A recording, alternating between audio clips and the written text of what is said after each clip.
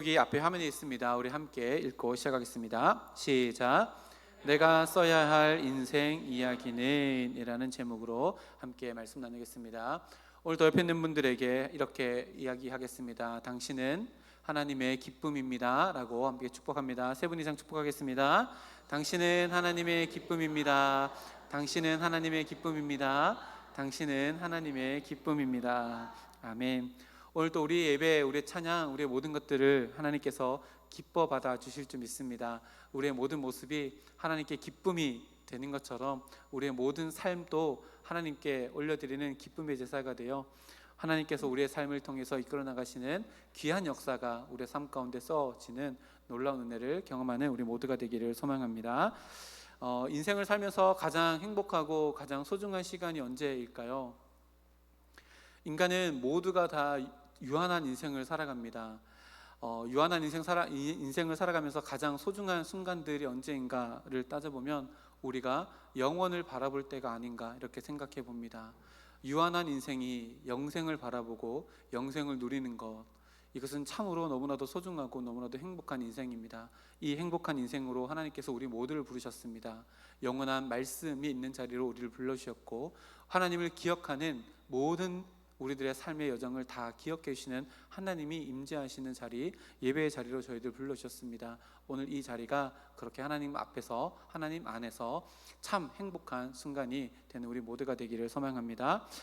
사사기에 등장하는 사사들을 분량에 따라서 대사사, 소사사로 나누는데요, 지난 시간에 잠깐 얘기했던 것처럼 이 기드온을 중심으로 앞에 있는 사사, 뒤에 있는 사사를 나누어지게 됩니다. 기드온 앞에 있는 사사 온니엘, 에훗, 드보라는 비교적 이 사사기 안에 등장하는 사사들 중에 결함이 없진 않지만 적은 사사들이고요, 기드온을 기점으로 해서 뒤에 있는 입다와 삼손은 굉장히 결함이 많은 사사로 등장합니다. 그 분기점 역할을 하는 사람이 바로 기드온이라는 사람입니다. 이 기드온이라는 이 한 사람의 인생, 성경책에 기록된 우리 지난 10주 동안 기드온을 살펴봤는데요, 이 기드온의 인생의 이야기 속에서도 기드온의 앞의 인생 이야기, 뒤에 있는 인생 이야기로 나누어지게 되어집니다. 이런 단어로 표현할 수 있는데요, 기드온의 인생의 앞부분, 하나님께서 부르신 그 앞부분의 이야기는 여룻바알이라고 하는 기드온이 얻은 이름으로, 별명으로 이야기할 수 있습니다. 여룻바알은 바알과 맞서 싸웠던 기드온의 모습들을 보고 자기 집안 사람들이 우상과 맞서 싸우는 사람이다, 다시 말하면 하나님의 부르신 사사다라고 하는 별명이 바로 여룻바알이었습니다. 이렇게 아름다운 이름으로 시작한 기드온의 인생은 마지막에는 바알브릿이라고 하는 아주 좋지 않는 이름으로 끝맺음 되어지게 됩니다. 바알브릿이라고 하는 의미는 여호와 하나님과 정반대되는, 그러니까 언약의 바알과 언약을 맺었다라고 하는 이름으로 이렇게 기드온의 인생이 앞부분과 뒷부분이 완전히 나누어지게 되어집니다.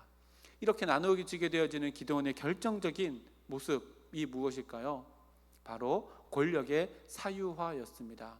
하나님께서 기드온에게 하나님의 능력과 하나님의 역사를 나타내기 위해서 하나님께서 기드온에게 힘을 주셨는데 그 힘을 자기의 것으로 사유화하려고 하는 자기 중심성의 마음이 여룻바알로 시작해서 바알브릿으로 끝나는 인생의 그림으로 기드온의 인생을 만들어가게 되었습니다.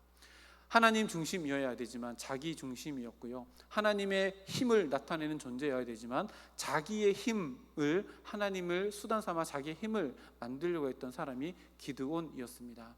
하나님께 영광을 올려드리는 존재여야지만 자기 영광을 쫓은 인생이 바로 기드온의 인생이었고, 하나님께서 원하시는 인생의 이야기 뿐만 아니라 자기가 원하는 인생의 이야기를 기록하며 하나님께서 원하지 않는 인생의 이야기를 썼던 사람이 기드온의 이야기였습니다. 그리고 기드온의 뒷이야기가 바로 오늘 9장부터 시작되어지는데요, 보통 사사기의 앞에 흐름은 이랬습니다. 사사가 있기 전에 가나안 땅의 이방 민족들이 이스라엘을 침략합니다. 그리고 수년간, 때로는 십수년간, 때로는 수십 년간 이스라엘을 힘들게 하면 울부짖게 되고 사사를 보내주고 승리하고 구원 얻어서 평강을 얻습니다. 그리고 평강이 40년이든 80년이든 지난 이후에 또다시 가나안 민족들의 압제가 찾아오고 사사를 보내고 이것이 반복되어졌습니다. 근데 기드온 때부터 이 반복이 조금씩 균열이 가고 깨어지기 시작하는데, 좋은 의미에서 이 균열이 깨어지는 것이 아니라 나쁜 의미로 더 어두워져 가고 더 악해져 가는 모습으로 이 사이클이 깨져갑니다. 다시 말하면 기드온 이후에 또 다른 사사가 등장하는 것이 아니라 스스로 왕이 되려고 하는 기드온의 아들이 일어나는 이야기로 기드온 뒷이야기가 써내려져 갑니다.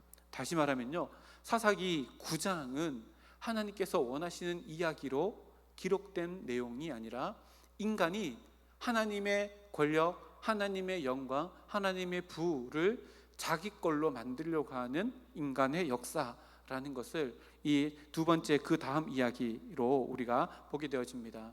아비멜렉이 써내려가는 이야기인데요, 아비멜렉의 이름이 뜻이 우리 아버지는, 나의 아버지는 왕이다.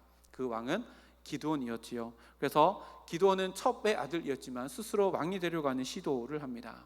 이 아비멜렉과 기드온, 아버지와 아들인데요, 아들과 아버지인데요, 굉장히 많이 닮았습니다. 무슨 의미인가 하면요, 기드온은요 가장 미약한 지파 중에 작은 사람으로 시작하였습니다. 신분이 미천했습니다. 근데요, 그의 아들인 아비멜렉도 혈통적으로 첩의 아들이라고 하는 미천한 신분으로 시작합니다. 그래서 기드온의 시작과 아비멜렉의 시작이 굉장히 많이 닮아 있습니다. 또 그것이 약점이 되는 것도 닮아 있습니다. 기드온에게 있어서도 그렇고요, 또 아비멜렉에 있어서도 그렇고요, 자기의 미천한 신분은 자기의 약점이었습니다. 그거 아시지요? 자라나면서 자기에게 결핍이 되어지는 것은 자기의 약점이 되어지는데, 이것은 또 다른 것에 대한 집착을 낳게 되고 삶을 만들어가게 되어집니다.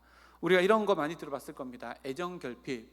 어렸을 때 부모님의 사랑을 많이 받지 못하면 장성해서 그것을 채워나가야 되기 때문에 다른 어떤 관계를 통해서 그것을 채워나가려고 하는 결핍 증상을 보여지게 되어집니다. 이 아비멜렉도 기드온도 신분의 미천함이라고 하는 결핍을 하나님을 수단 삼아서 채워보려고 하는 집착이 똑같이 동일하게 보여지는 모습을 오늘 본문 말씀 가운데 우리가 발견하게 되어집니다. 1절에서 6절까지의 말씀을 보면요, 정말로 참혹한 한 가정의 이야기가 이제 시작되어집니다. 요즘으로 말하면 막장 드라마 같은 이런 막장 드라마는 아마 그 방송 심의에도 되지 않을 만큼 막장 드라마가 쓰여집니다. 기드온에게 많은 아내들이 있었고 아들들이 있었는데요, 아내는 몇 명인지 모르겠지만 아들은 70명이라고 기록되어집니다. 근데 이 아비멜렉은요, 오브라, 다시 말하면 아버지가 사는 지역에 있는 아내의 아들이 아니라 기드온이 살지 않는 세겜이라고 하는 다른 지역의 첩의 아들입니다. 말 그대로 서자이지요. 아비멜렉의 입장에서 생각해 보면 이렇습니다. 많은 시간을 아버지가 오므라에서 보냈다면 아버지를 많이 만나지 못했을 사람이 이 아비멜렉입니다. 그리고 혹여나 오므라에 가서 아버지를 만날 때면 자기와 다른 진짜 아내에게서 태어난, 엄마에게서 태어난 다른 이복 형제들에게 굉장히 많이 따돌림을 받았을 그런 상황이 아비멜렉의 상황입니다. 그리고 아버지와 많이 같이 있지 못했기 때문에 충분한 부자간의 교육도 이루어지지 않았을 것이라고 우리가 충분히 이렇게 생각해 볼 수 있습니다. 특별히 또 세겜은요, 그때 당시에 우상 숭배의 본거지였기 때문에 이방 문화로 굉장히 많이 젖어 있었다라고 우리가 이렇게 생각해 볼 수도 있습니다. 이렇게 아비멜렉이 지금 거주하고 있는 곳은 아버지가 있는 곳이 아닌 세겜, 어머니, 첩이 있는 어머니가 있는 세겜인데요, 이 세겜은 굉장히 구약 성경에 보면 유서가 깊은 곳입니다. 왜냐하면요, 이 세겜이라고 하는 것은 그리심산과 에발산 그 사이에 있는 교통의 요충지입니다. 그리고 그리심산, 에발산 하면 구약시대 모세가 그때 축복하고 저주했던 그 산으로도 유명하고요. 또 이 세겜은요, 여호수아 24장에 보면 여호수아가 가나안 땅에서 죽기 전에 마지막으로 고별 설교를 했던 장소가 바로 이 세겜입니다. 그래서 여호수아 24장 25절 말씀 보면요, 그날에 여호수아가 세겜에서 백성과 더불어 언약을 맺고 그들을 위하여 율례와 법도를 제정하였더라. 가나안 땅에서 들어와서 전쟁이 다 끝나고 분배도 다 끝나고 나서 죽기 직전에 나는 하나님을 섬기겠노라, 여호와 하나님 섬기겠노라, 너희들 택해라, 우리도 여호와 하나님 섬기겠습니다. 또다시 물어본 이후에 그곳에서 백성과 더불어 언약을 맺고 율례와 법도를 제정한 장소가 바로 세겜입니다. 또 이 세겜이요, 굉장히 독특한 이력을 가지고 있는 장소인데요, 출애굽할 때 모세가 요셉의 유고를 가지고 와서 다시 안치한 곳이 이 세겜입니다. 요셉의 인생 또 그곳에 묻혀 있는 굉장히 유명한 땅입니다. 여호수아 24장 32절 말씀에 또 이스라엘 자손이 애굽에서 가져온 요셉의 뼈를 세겜에 장사하였으니 이것은 야곱이 크시다를 주고 세겜의 아버지 하몰의 자손에게서 산 밭이라, 그것이 요셉 자손의 기업이 되었더라 라고 이렇게 기록합니다. 이렇게 세겜은요, 굉장히 의미 있는 곳입니다. 영적으로도 또 하나님과의 언약 관계 속에서도 굉장히 유서가 깊은 곳인데, 아비멜렉이 산 곳이 그 세겜입니다. 이 아비멜렉이 그곳에서 자신의 외가 가족들을 다 모읍니다. 그리고 선동을 합니다. 어떻게 선동해요? 그곳은 여호수아 또 요셉이 걸어온 길이 그런 아름다운 역사가 있는 곳인데요, 그것과 정반대되는 길을 세겜이 아비멜렉이 걸어갑니다.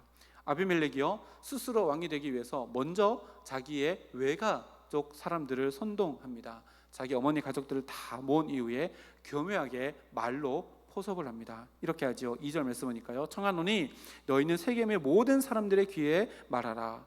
여룻바알의 아들 70명이 다 너희를 다스림과 한 사람이 너희를 다스림이 어느 것이 너희에게 나으냐, 또 나는 너희의 권력임을 기억하라 하니. 두 가지입니다. 하나는요, 야, 이제 기드온이 죽었는데, 아버지가 죽었는데 그 형제들이 70명이다. 70명이 너희들을 다스리는 게 낫겠느냐, 한 사람이 다스리는 게 낫겠느냐. 근데 너희가 전혀 모르는, 너희와 전혀 다른 요셉 그 기드온의 친가 쪽 사람들이 다스리는 게 낫겠냐, 혈육인 내가 다스리는 게 낫겠냐라고 이렇게 이야기합니다. 여기서도요, 다스린다라고 하는 표현을 2번이나 쓰는데요, 이것은 왕이 된다라고 하는 의미를 그대로 담고 있는 것입니다. 아비멜렉 할 때 멜렉이 다스린다 이거든요. 자기 이름을 운율로 넣어서 이렇게 지금 그 사람들을 섭외하고 있는 거죠. 아비멜렉의 얼면술에 이 세겜 사람들이요 다 넘어갑니다. 넘어갈 수밖에 없죠. 넘어가야죠. 또 아비멜렉의 말에 승복을 합니다. 그리고 나서요, 어떤 일이냐면 바알브릿, 그동안에 기드온 이후에 쌓여졌던 바알과 언약을 맺은 그 제단에서 돈을 꺼내서 아비멜렉에게 쥐어줍니다. 요즘으로 말하면 뭐예요? 정치자금이죠. 야, 이것으로 네가 왕이 될 때 정치자금을 써라 라고 하고 정치자금을 대줍니다. 물심양면으로 다 지원을 해줍니다. 이 돈을 받는 아비멜렉이 어떻게 해요? 힘이 있어야 되니까 군사를 모으는데요, 이 돈으로 바알 제단에서 얻은 어두운 돈으로 어두운 사람들을 끌어모읍니다. 불량배들을 끌어모읍니다. 그래서 자기 정치적인 욕심에 첫 발걸음을 내딛기 위해서 사람들을 모읍니다. 그렇게 4절 말씀 보니까요, 바알브릿 신전에서 은 70개를 내어 그들에게 주매 아비멜렉이 그것으로 방탕하고 경박한 사람들을 사서 자기를 따르게 하고 라고 기록합니다. 여기도 보면요, 사사기를 쓴 저자가 의도적으로 동일한 표현을 계속해서 반복하고 쓰는데요, 자기를 따르게 하고, 이게 어디에서 등장했었죠? 기드온이요, 하나님께서 붙여주신 300명을 나를 따르는 사람 300명이라고 이렇게 이야기했던 것을 똑같이 여기 이렇게 문구를 써가지고 이제 아비멜렉이 자기 아버지가 했던 잘못된 인생을 또다시 반복하고 있다는 것을 이렇게 저자가 딱 써놓고 있습니다. 뭐 하는 거예요? 하나님께서 주신 권력을 사유화하려고 하는 이 아비멜렉의 마음의 중심, 기드온의 마음에 있었던 그것이 동일하게 있다는 것을 보여줍니다. 그렇게 해서요, 자기 외갓집에 든든한 지원을 받고 불량배들을 섭외해가지고 세겜에서 어브라로 자기 아버지 집으로 갑니다. 그리고 배다른 형제들을 한 곳에 다 모아서 한 바위에서 모조리 죽입니다.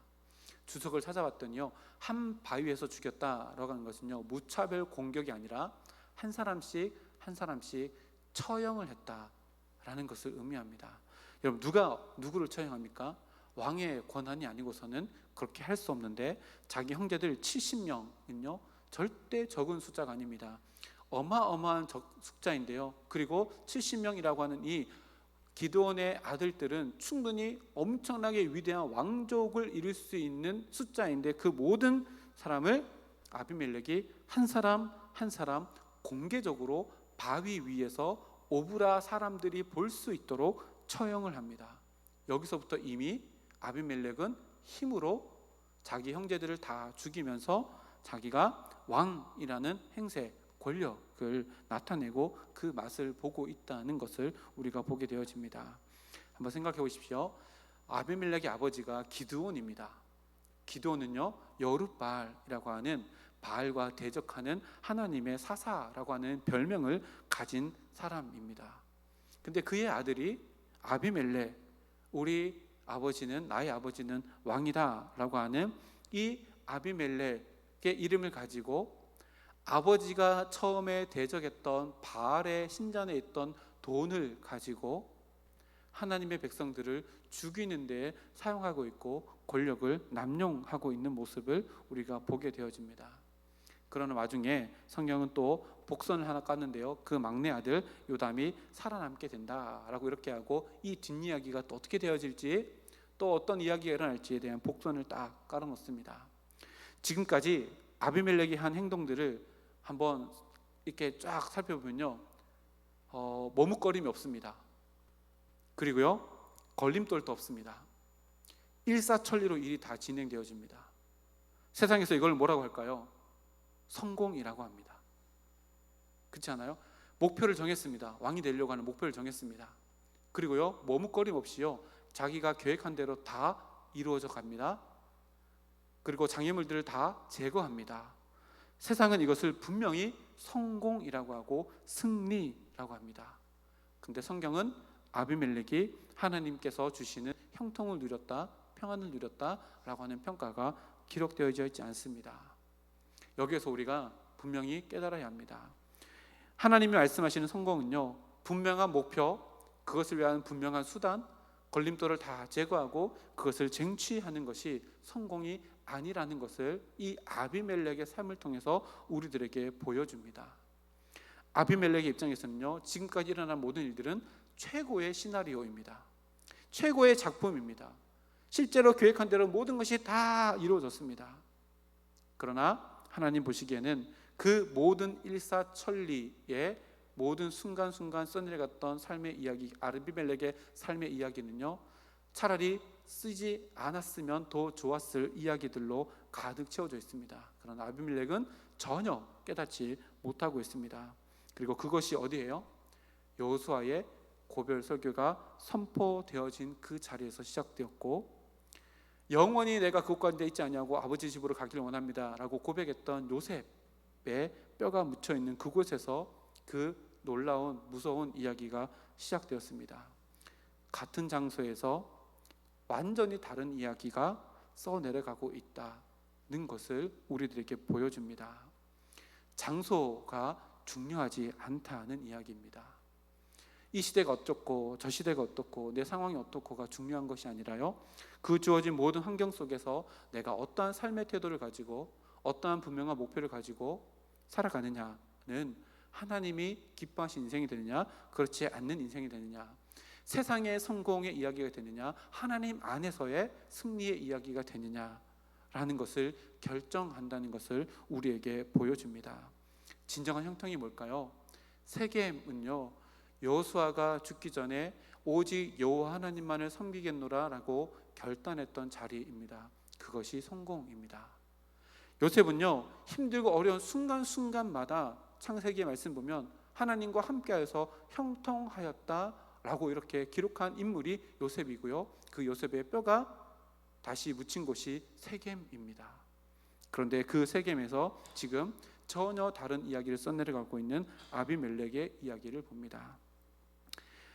여호수아의 이야기도요 요셉의 이야기도요 일사천리의 이야기가 아니었습니다.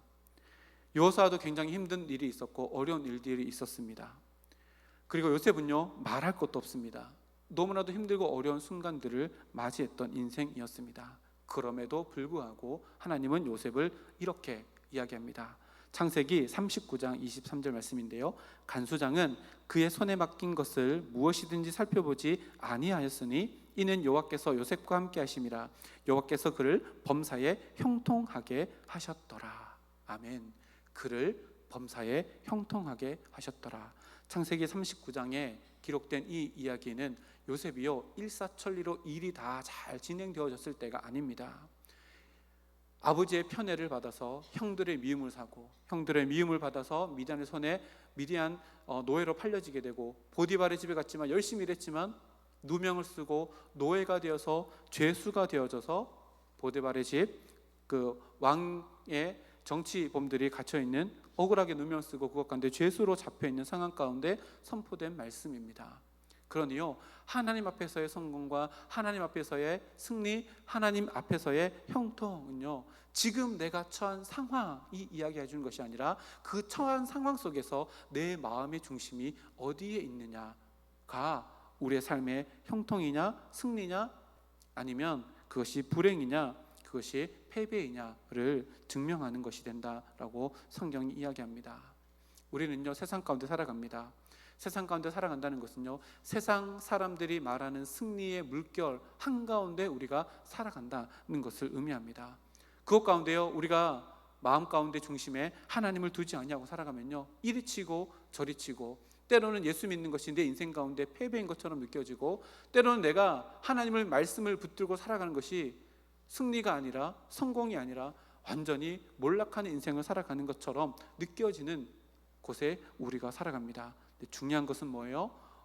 내 삶의 형태가 어떠하든, 내 삶의 여건이 어떠하든, 조건이 어떠하든, 상황이 어떠하든 중요한 것은 내 마음의 중심이 내 중심성으로 똘똘 뭉쳐서 나의 왕국을 만들기 위해서 살아가느냐, 아니면 내 상황이 어떠하든 하나님 내 마음의 주인이십니다, 내 인생의 주인이십니다 라고 하며 하나님 말을 추구하며 살아가느냐가 더 중요합니다. 우리 안에 하나님이 풍성한 것, 그것이 바로 성공이요, 그것이 바로 승리요, 그것이 바로 형통이라고 오늘 아비멜렉의 모습을 통해서 반면교사로 우리들에게 보여줍니다. 아비멜렉의 인생에 쓰여진 이야기, 이제부터 시작입니다. 거짓의 이야기, 선동의 이야기, 악한 목적을 위한 규합의 이야기, 살인의 이야기, 슬픔과 아픔의 이야기들로 지금부터 써내려가게 될 것입니다. 이것을 보면요, 자기 자신만 생각하면 성공의 이야기처럼 느껴지지만 자기 주변을 바라보면요, 슬픔, 아픔, 좌절, 완전히 초토화되어져 버린 인생의 이야기로 가득한 아비멜렉의 이야기를 우리는 발견하게 되어집니다. 이것이요, 세상의 가치관이 만들어가는 성공의 이야기의 어두운 그늘입니다. 하나님은요, 우리를 이 땅 가운데 남겨놓으셨습니다. 하나님의 자녀로 예수 그리스도의 제자로 이 땅 가운데 남겨놓으셨습니다. 왜 그랬을까요? 나의 왕국을 만들어가기 위한 인생으로 남은 인생을 살아가라가 아니라 나를 통해서 진짜 성공한 인생이 무엇인지, 진짜 승리한 인생이 무엇인지, 정말로 형통한 인생이 무엇인지를 이것을 알지 못하는 이들에게 나타내 보이기 위해 우리를 부르셨고 지금 이 땅 가운데 남겨놓으셨습니다. 우리의 삶 가운데 이런 삶이 일어나는 우리 모두가 되기를 소망합니다. 요셉이 만든 이야기를 가만히 한번 생각해 보십시오. 요셉은요, 하나님 안에서 형통한 인생을 살았습니다. 주어진 상황 속에서 주어지는 어떤 것들로부터 마음의 평안과 만족을 누리지 않았습니다. 오직 하나님으로부터 주어지는 코람데오, 하나님 앞에서의 인생 가운데 만족을 누리며 살아갔습니다. 하나님은 그것을 형통한 인생이라고 기록해 놓고 있습니다. 오늘 아비멜렉의 모습을 살펴보며 또 요셉의 인생을 살펴보며 나의 인생은 어떠한 인생인가, 나는 매 순간순간마다 코람데오의 신앙으로 살아가며 세상에서는 패배자의 모습이라 할지라도 하나님 앞에서 형통한 인생을 살아가고 있는가 날마다 질문해보며 오늘 하루를 살아가는 우리 모두가 되기를 소망합니다. 시편에 보면요, 아삽의 시로 유명한 73편 28절 말씀에 보면 이런 고백이 있습니다. 하나님께 가까이 함이 내게 복이라. 내가 주 여호와를 나의 피난처로 삼아 주의 모든 행적을 전파하리이다. 아멘. 무엇이 복입니까? 일사천리의 인생이 복이 아닙니다. 꼬이고 풀 수 없는 실타래 같은 우리의 인생이라 할지라도 그것 가운데 하나님을 가까이 하는 마음이 내 삶을 주관하고 있다면 그것이 형통한 삶이요 진정한 승리요 우리가 써 내려가야 되는 삶의 이야기라고 오늘 말씀 가운데 이야기하며 아삽이 노래합니다. 우리들의 삶도 이런 삶이 되기를 소망합니다. 하나님, 오늘 내 삶이 이러할지라도 이 삶조차도 하나님의 큰 섭리 아래 있는 나의 삶이오니 하나님, 하나님께 가까이 함이 나에게 복입니다. 이것이 나에게 승리이고 성공이며 형통입니다. 이런 인생의 이야기를 오늘 써 내려가겠습니다. 결단하는 우리 모두가 되는 주님의 이름으로 축복합니다. 함께 기도드리겠습니다. 살아계신 아버지 하나님 감사합니다. 오늘